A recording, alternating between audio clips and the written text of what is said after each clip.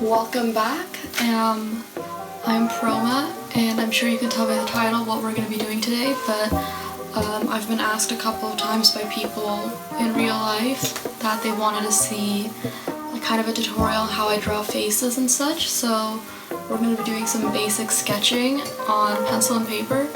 I've been doing a lot more digital art recently, and I am planning on making a video on how I draw on my iPad, but for right now I think it's best to start with the basics. So grab your pencils and papers and let's get into it.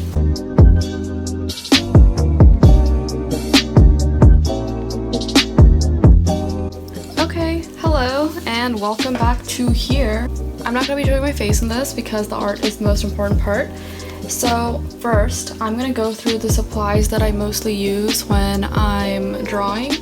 Traditionally, you need, paper, pencil. If you're drawing people or anything really, I really recommend using a reference photo. And this is one of my sketchbooks. I have a lot. A common art issue is having way too many sketchbooks.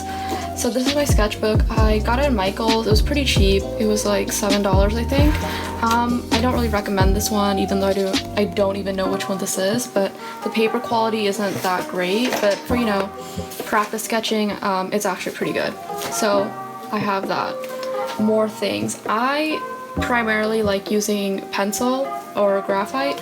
So the three main pencils I use is the Pentel Twist Erase. This is my favorite thing ever, being able to twist the eraser. It's so helpful. So this is what I mainly use. It's a 0.7. Then I have my Draftmatic, I guess, architectural pencil. This is a little bit more on the expensive side. And then just a regular old mechanical pencil. This is a 0.5. So those are the three pencils I use. I also use a kneaded eraser. So if you don't know what this does, when you're drawing and you want to erase something, here, for example, I will just, a little line. It'll erase your drawing and it won't leave any eraser markings, which is really helpful if you're trying to do little detail work. So you can also make a little point and just erase it like that too. So that's another thing. The glove that I'm wearing right now, you see, it's really helpful because when you're drawing, especially in pencil, it's really easy to smear your drawing. So I find that this helps me prevent that. And the last thing, sometimes when I'm using pens, I like to use the Muji ballpoint. This isn't ballpoint. The Muji gel pens, I'm sorry. And these are just some stray colored pencils. Yeah, I have a lot because I'm obsessed with pens, but another story. You know what? This is not a good reference picture. Let's draw Billie. Yeah. We're gonna draw Billie. As you see, the eraser already coming in handy. So yeah, let's draw Billie. I love her. So, going back, let's start with the face since that is what this tutorial is. Draw the circle. Draw the line through. This line represents basically where the center of the face is. So your nose is generally at the center of your face, so I like to look at where the nose is and try to go with that. And then I draw the jawline, which is like that, the chin. And don't worry about making everything perfect right now because you're gonna have time to go back and fix all of it. So generally this is where the nose would be, the circle of it, but I'm thinking it's a little bit too low here. So I'm gonna actually do a little bit higher. I always, when I'm starting to draw a face, I always start with the nose because, as I've mentioned before, it is the center of your face and I feel like it really helps you map out everything else. So let's draw that nose. Also, noses are actually my favorite thing to draw. I've said it so many times to people and they're like, you're weird, but I literally love all noses. I have never seen a nose that I don't like. So this is a really rough sketch. I'm gonna clean it up later. But sometimes, to find your own art style, having a little bit messy is honestly so fun. I might speed through some of these parts because it's not as important because it's just detail, but yeah, basically if you saw what I did, circle, little lines here, which is these, and then because your nose is generally turned up a little bit, there's a shadow right here. So I generally draw that in all of my drawings, even if it's not there, just because that's my thing. As I mentioned, it's not going to be completely realistic. So yeah, nose. And then what I like to do, because the nose leads to the eyebrows, as you can see right there, I like to do that too. Just the really basic, whatever shape of that person's eyebrow is, draw that in. Because once you have your eyebrows drawn in, it'll be easier to map out where the eyes are going to be in relation to the eyebrows, because now you have a reference point. So, let me just draw in this neck shape really quickly. Like, I'm gonna fix it later, but it bothers me if I don't have like a full bust at least, because it just looks weird when I'm drawing.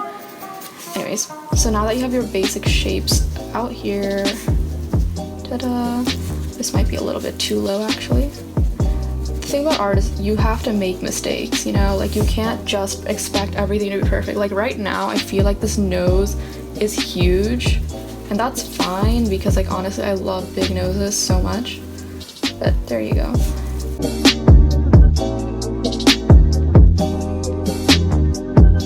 Now that you have your nose drawn, your eyebrows drawn, now it's the eyes. And I know people say it's the most important feature, but personally I still think it's the nose. So you can see as the nose line leads, you get a little crease into the eye. So I'm just gonna I just kind of like to draw the line in there. And then I like to do the same to the other side, kind of matching where the inner corners are to each other, because those are generally in proportion. So, Billie has pretty deep set eyes, and usually looking kind of bored. So her pupils or whatever retinas are usually half circles rather than full circles to make them seem more closed and tired.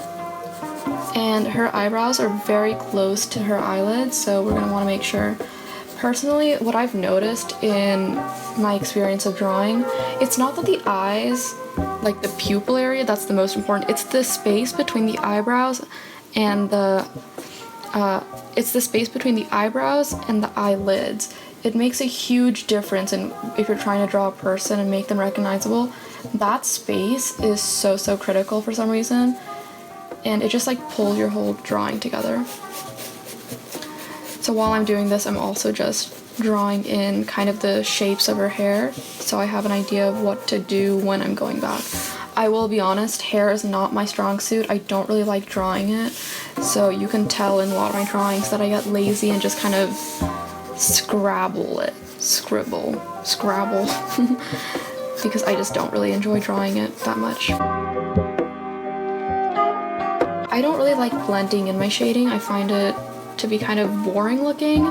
It's totally cool if you want to, but it's not my thing, so I tend to just leave my shading as I draw it, basically. I don't know if that makes sense, but you can tell that I'm not blending anything, is what I'm saying. Again, the nose is so critical to me, so if I feel like it's not perfect, I will keep retouching it, so.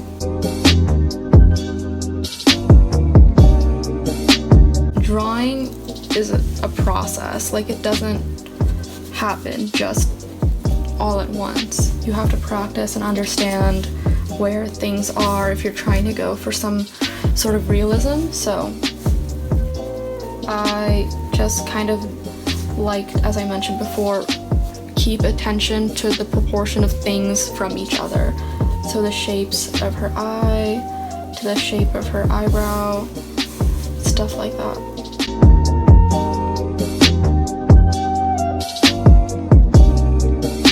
So I'm just kind of refining the shape of her face before I start to fill in everything else. So I can see that there's like a very defined shadow here and here, so I'm kind of blocking that in.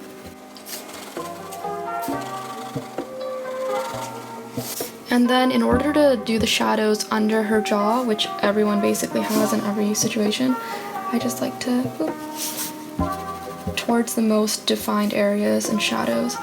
And I like to do kind of a cross-hatching type. So I like to do kind of a cross-hatching type of shading, but it's mostly just drawing lines wherever I feel like needs it. I like to draw pretty dramatic shadows as well, but I don't know if I'm going to in this drawing. her forehead is kind of big. I mean, not to say in an insulting way, it's a great thing. Rihanna has a big forehead and she is amazing. But just to keep in mind where her eyebrows are in relation to her forehead is also kind of critical to pay attention to, because this space is a very defining characteristic for some people if they have it, and in case Billie, it is pretty defining, so it's important to have that.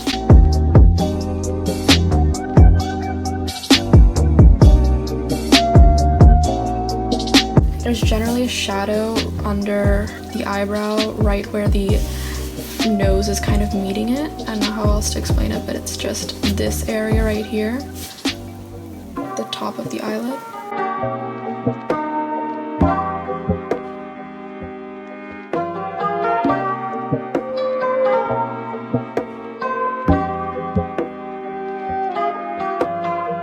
And now I see that her hair is actually covering a lot more of her eye. I actually did this on purpose because I have an issue if I can't draw the whole eye, I get kind of confused. So if someone's hair is covering their eye, I generally try to draw the eye first and then just go back and fix the hair.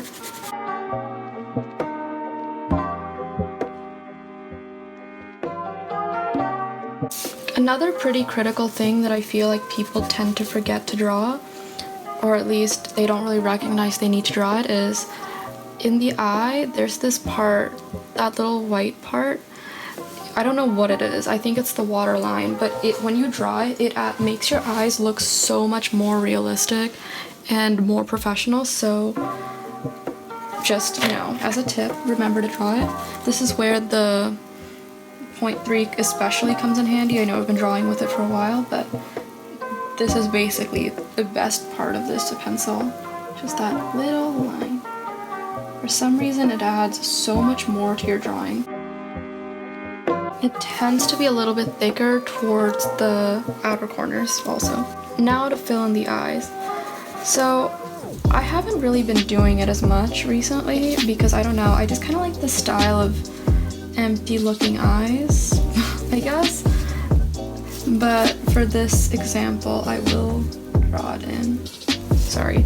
Another thing you want to look for especially because I've been talking a lot about proportions. Okay, there we go. So that pupil and the ratio of it to the white parts of the eye. Basically, you want to see how much white is on this side and how much white is on this side, and if your drawing matches that. So I feel like mine is decent enough for this video because I have to go somewhere in a little bit and I kind of am rushing now. But yeah. So you want to make sure you have that in there.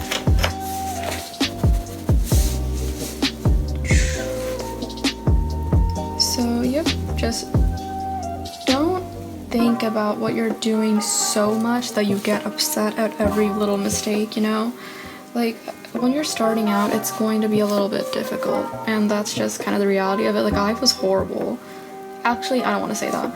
I was a pretty good artist before, but with practice, I definitely got so much better, and that's the thing. Practice is so important to get better at everything, basically. So just learn to like to practice. Learn to like to practice. Learn to love practicing. And you will have a more enjoyable time, even making mistakes. She's looking kind of like an alien, but that's okay. Because again, I said this isn't exactly a realistic style. This isn't full realism, so it's not really a big deal to me. I also like to add in eye bags and pretty heavy shading around these areas because I feel like it just gives them so much more character. Again, this is kind of my own style. Actually, I don't even know if I'd call this a style, it's just like what I like to do. And then I just like leave this little space as a highlight area, which I think just looks really cool.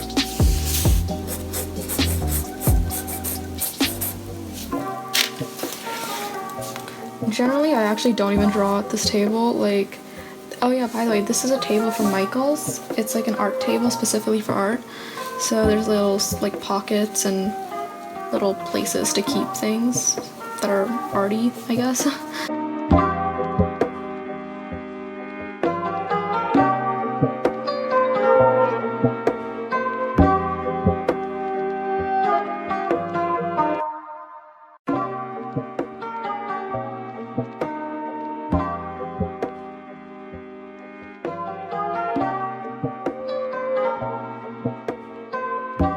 So now we're drawing lips. So what I like to do personally is draw the middle line right here.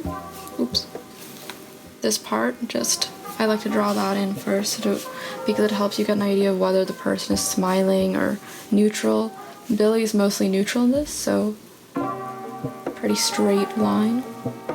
Slightly curved up, but it's barely noticeable. And this is where I can see all my mistakes. So, as I was saying, proportions, super important. You can see that there's like still skin right there, and I don't have that. So, I need to make this side of the face a little more out. That means changing where the chin is as well. Billie doesn't have a super defined Cupid's bow, but it's definitely there, so I'm gonna draw that in. And generally the lips match the inner corners of each eye, and I am not doing that. Oh my god, this might not be a great tutorial.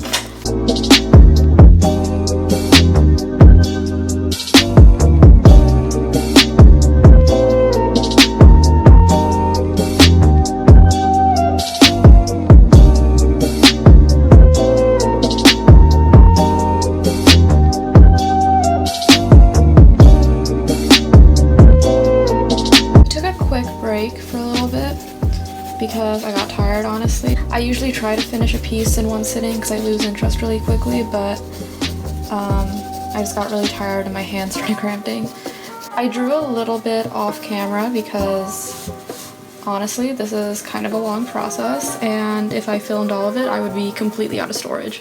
So, filming the rest of it now. Some tips that I haven't talked about yet. When you're drawing eyelashes, you want to make sure that you're using a slightly thinner lead, which is pretty helpful. Again, this is why I use this. And you flick away. Like, don't try to control it so much, because eyelashes are thick towards the bottom and then get thin towards the top. So just flick it up, you know? And then same for bottom lashes. Flick, flick, flick, flick, flick. A lot of the little hair type details, you just want to be really, really you don't want to be too controlled with it, or else it makes it look really fake. And I know this doesn't look exactly like Billie, but we're not really going for that here anyways. It's more of a stylistic type of drawing. I know that sounds like kind of an excuse, but this is literally how I draw. I like to make the eyes a little bit bigger than they normally are, because I don't know, I just feel like it adds a lot of character to a person. And sometimes when, like, even if I'm wearing the glove, it can get a little bit smeared, so I like to erase a little bit around the nose to give that little highlight, which I really like. Just a little nose highlight, and the same for the cheeks, just boop boop. And just to make it more natural, just kind of blend it in by sketching around the area. Another thing, your lips cast a shadow, the bottom part, so you want to make sure you have that, but it has to be pretty subtle, so just want to make it like boop. I love how my descriptions are, you have to make it like boop. Not helpful, but I'm sure the message is getting across, hopefully. So yeah. My Billie drawing is done. Hope she likes this. Hope this was helpful to you guys too. Maybe a little bit of ASMR as well. I mean, I personally really like the sound of pencil on paper. It's very soothing for me. So yeah, hope you guys enjoyed. And I will see you in the next video. Bye!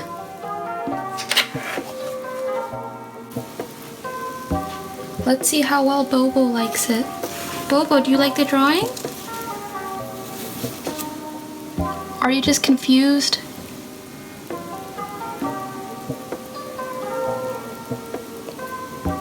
I think it's Bobo approved.